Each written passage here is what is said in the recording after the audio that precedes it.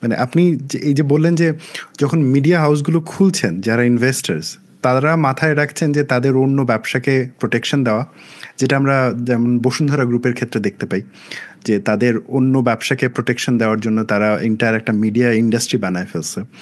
আবার আমরা এটাও দেখি যে মানে আপনি যে টেলিভিশন চ্যানেলের মালিকের কথা বললেন এবং এটা হ্যাপেন্স টু বি হয়তো বা আমি আপনি দুজনই সেম মানুষের কথাই চিন্তা করতেছি, হ্যাঁ, যাকে নিয়ে আপনি বলেছেন এই ব্যাপারটাও ঘটে যে ক্ষমতার একটা এক্সেস পাওয়া যায়।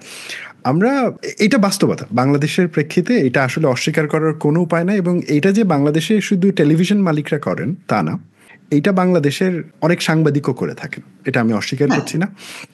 এবং আমি মানে সাংবাদিক কলিগদের প্রতি মানে গভীর শ্রদ্ধা রেখেই বলছি, আমি নিজেও যখন বাংলাদেশে কাজ করেছি, বিশ্ববিদ্যালয়ের সাথে কাজ করেছি বা সাংবাদিকতার সাথে কাজ করেছি, ডেভেলপমেন্ট সেক্টরের ইনভলভ থেকেছি, আমি বহু সাংবাদিককে দেখেছি, তাদের সংখ্যা ওই অর্থে হয়তো বা বেশি না, কিন্তু যেহেতু তারা বারবার আসে এই জন্য হয়তো বা মনে পড়েছে, চাঁদাবাজির সাথে ইনভলভ থাকতে আমি দেখেছি। কার্ড পাঠায় দেয়, হ্যাঁ, তারপরে বিজ্ঞাপন ছাপায় দেয়, ছাপানোর পরে হচ্ছে যে ওই ওই পত্রিকাটা পাঠায় দেয় যে ভাই বিজ্ঞাপনটা তো ছাপাইছি, এটা কি করা যায়, হ্যাঁ।